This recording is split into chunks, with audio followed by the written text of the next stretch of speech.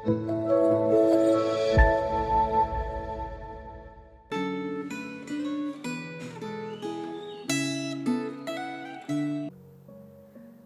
saudara-saudara yang terkasih di dalam Tuhan.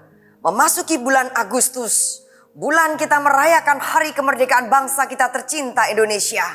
Mari sehati kita berdoa bagi bangsa ini, agar betul-betul Indonesia mengalami lawatan Tuhan, mengalami sebuah kemerdekaan yang sejati.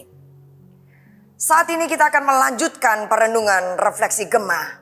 Namun sebelum kita membaca firman Tuhan dan merenungkannya, terlebih dulu kita berdoa.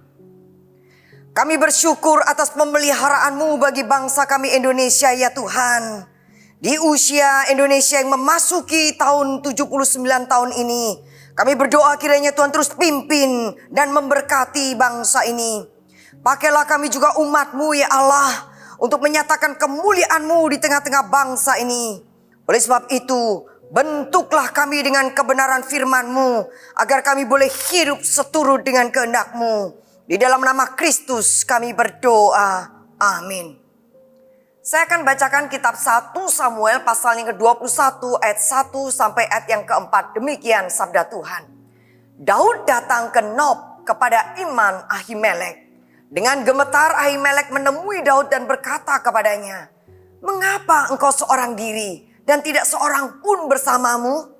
Jawab Daud kepada Imam Ahimelek, "Raja memberi tugas kepadaku. Ia berkata kepadaku, seorang pun tidak boleh mengetahui apa-apa tentang tugas yang kuberikan kepadamu dan yang kuperintahkan kepadamu.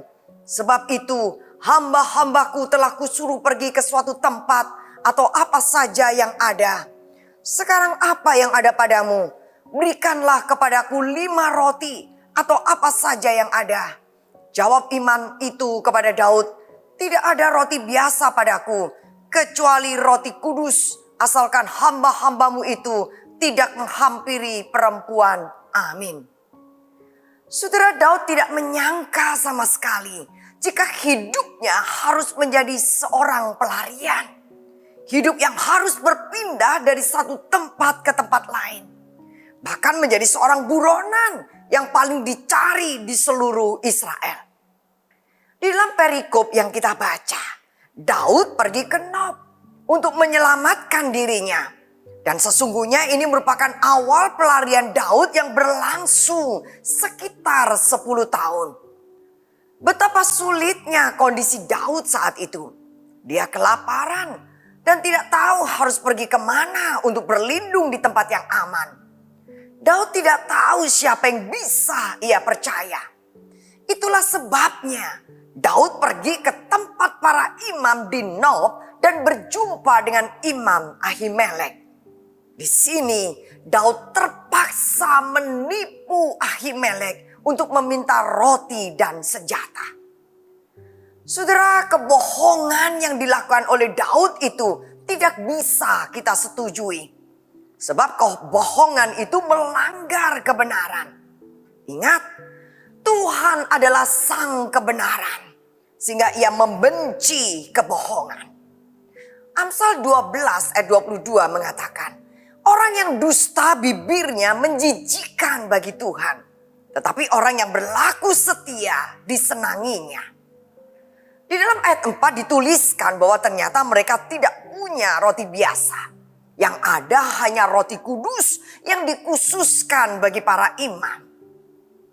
Di dalam kitab Imamat, pengertian roti kudus di sini adalah makanan yang diletakkan dalam kemah suci sebagai roti sajian untuk dipersembahkan kepada Tuhan.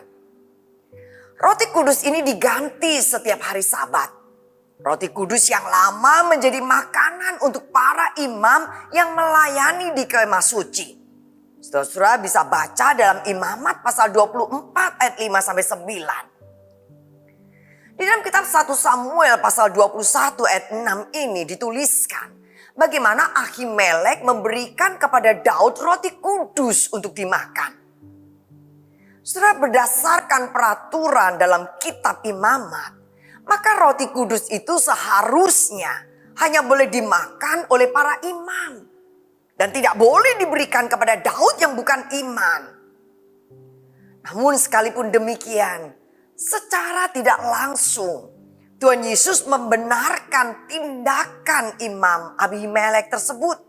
Seperti halnya yang tercatat dalam Injil Matius pasal 12 ayat 3 sampai ayat 8. Nah, setelah kebutuhan Daud terpenuhi, ia pergi menemui Akis, raja kota Gat.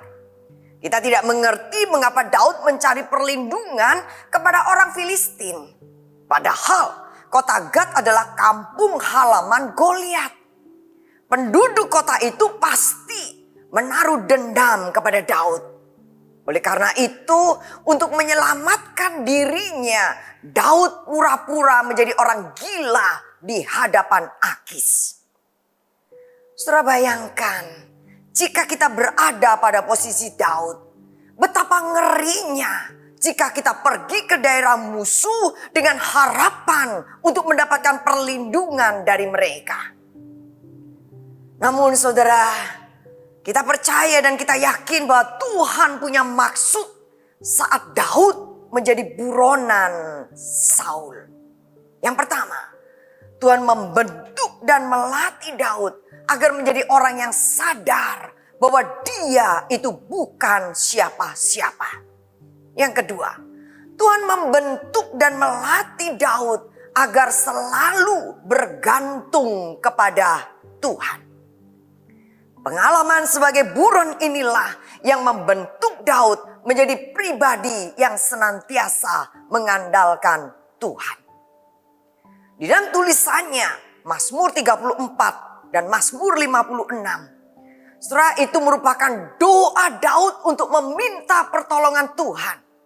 Serta pujian syukur yang Daud naikkan kepada Tuhan yang telah melepaskan dirinya dari tangan musuh.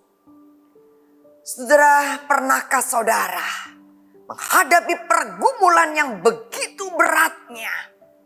Seperti di dalam sebuah pelarian, dalam kondisi lapar, dalam kondisi yang tertekan baik secara fisik maupun emosi.